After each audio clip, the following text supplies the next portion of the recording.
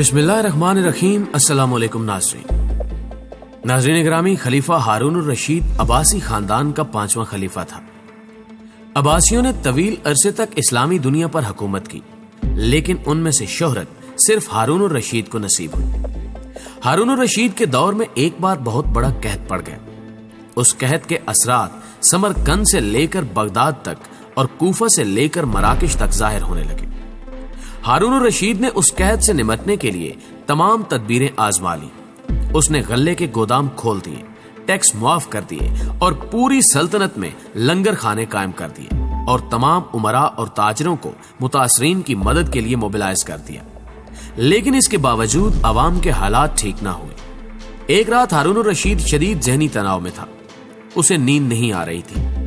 ذہنی تناؤ کے اس عالم میں اس نے اپنے وزیر اعظم یحییٰ بن خالد کو طلب کیا۔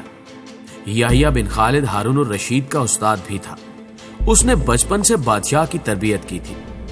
ہارون الرشید نے یحییٰ خالد سے کہا، استاد محترم، آپ مجھے کوئی ایسی کہانی، کوئی ایسی داستان سنائیں جسے سن کر مجھے قرار آ جائے۔ یحییٰ بن خالد مسکرایا اور عرض کی، بادشاہ سلامت، میں نے اللہ کے کسی نبی کی حیات طیبہ میں ایک داستان پڑھی تھی۔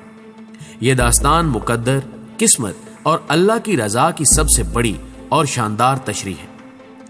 آپ اگر اجازت دیں تو میں وہ داستان آپ کے سامنے دہرا دوں۔ بادشاہ نے بے چینی سے فرمایا، یا استاد، فوراً فرمائیے، میری جان حلق میں اچک رہی ہے۔ یحییٰ خالد نے عرض کیا، کسی جنگل میں ایک بندریا سفر کے لیے روانہ ہونے لگی۔ اس کا ایک بچہ تھا۔ وہ بچے کو ساتھ نہیں لے جا سکتی تھی، چنانچہ وہ شیر کے پاس گئی اور اس سے عرض کیا، جناب آپ جنگل کے بادشاہ ہیں، میں سفر پر روانہ ہونے لگی ہوں، میری خواہش ہے آپ میرے بچے کی حفاظت اپنے ذمے لے لیں۔ شیر نے حامی بھر لی۔ بندریا نے اپنا بچہ شیر کے حوالے کر دیا۔ شیر نے بچہ اپنے کندھے پر بٹھا لیا اور بندریا سفر پر روانہ ہو گئی۔ ناظرین گرامی، اب شیر روزانہ بندریا کے بچے کو کندھے پر بٹھاتا اور جنگل میں اپنے روزمرہ کے کام کرتا رہتا۔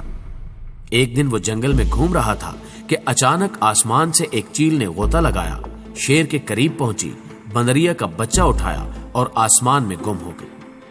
شیر جنگل میں بھاگا دوڑا، لیکن وہ چیل کو نہ پکڑ سکا۔ یحییٰ خالد رکا، اس نے سانس لیا اور خلیفہ ہارون الرشید سے عرض کیا، بادشاہ سلامت۔ چند دن بعد بندریا واپس آئی اور شیر سے اپنے بچے کا مطالبہ کر دیا۔ شیر نے شرمندگی سے جواب دیا، تمہارا بچہ تو چیل لے گئی ہے۔ بندریا کو غصہ آ گیا۔ اس نے چلا کر کہا، تم کیسے بادشاہ ہو؟ تم ایک امانت کی حفاظت نہیں کر سکے، تم اس سارے جنگل کا نظام کیسے چلاؤ گے؟ شیر نے افسوس سے سر ہلایا اور بولا، میں زمین کا بادشاہ ہوں، اگر زمین سے کوئی آفت تمہارے بچے کی طرف بڑھتی تو میں اسے روک لیتا، لیکن یہ آفت آسمان سے اتری تھی اور آسمان کی آفتیں صرف اور صرف آسمان والا روک سکتا ہے۔ پیارے دوستو، یہ کہانی سنانے کے بعد یحییٰ بن خالد نے ہارون الرشید سے عرض کیا، بادشاہ سلامت، قحط کی یہ آفت بھی اگر زمین سے نکلی ہوتی تو آپ اسے روک لیتے۔ یہ آسمان کا عذاب ہے، اسے صرف اللہ تعالی روک سکتا ہے، چنانچہ آپ اسے رکوانے کے لیے بادشاہ نہ بنے، فقیر بن جائیں، یہ آفت رک جائے گی۔ ناظرین گرامی، دنیا میں آفتیں دو قسم کی ہوتی ہیں، آسمانی مصیبتیں اور زمینی آفتیں۔ آسمانی آفت سے بچنے کے لیے اللہ تعالیٰ کا راضی ہونا ضروری ہوتا ہے، جبکہ زمینی آفت سے بچاؤ کے لیے انسانوں کا متحد ہونا، وسائل کا بھرپور استعمال اور حکمرانوں کا اخلاص درکار ہوتا ہے۔ یحییٰ بن خالد نے ہارون الرشید کو کہا تھا، بادشاہ سلامت، آسمانی آفتیں اس وقت تک ختم نہیں ہوتی جب تک انسان اپنے رب کو راضی نہیں کر لیتا۔ آپ اس آفت کا مقابلہ بادشاہ بن کر نہیں کر سکیں گے، چنانچہ آپ فقیر بن جائیے، اللہ کے حضور گر جائیے، اس سے توبہ کیجیے، اس سے مدد مانگیے۔ دنیا کے تمام مسائل اور ان کے حل کے درمیان صرف اتنا فاصلہ ہوتا ہے جتنا ماتھے اور جائے نماز میں ہوتا ہے، لیکن افسوس، ہم اپنے مسائل کے حل کے لیے 7 سمندر پار تو جا سکتے ہیں، لیکن ماتھے اور جائے نماز کے درمیان موجود چند انچ کا فاصلہ طے نہیں کر سکتے۔ دوستو، ہمیشہ کی طرح مجھے پوری امید ہے کہ اس ویڈیو میں چھپا پیغام آپ لوگوں نے بخوبی سمجھ لیا ہوگا، لہٰذا میری آپ سے درخواست ہے کہ گھبرائیے مت، فقیر بن جائیے، گر جائیے اور اپنے رب کے حضور گڑ گڑا کر دعا مانگیے. مجھے پوری امید ہے کہ انشاءاللہ تعالی اللہ تعالی اس آفت کو جلد از جلد ختم کر دے گا. ویڈیو اچھی لگے تو اسے لائک کیجئے اور اپنے دیگر دوستوں کے ساتھ بھی ضرور شیئر کیجئے.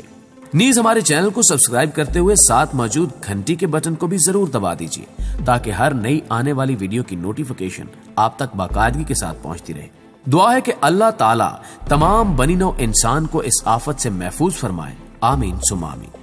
آج کی ویڈیو میں بس اتنا ہی. اگلی ویڈیو تک کے لیے اللہ نگہبان.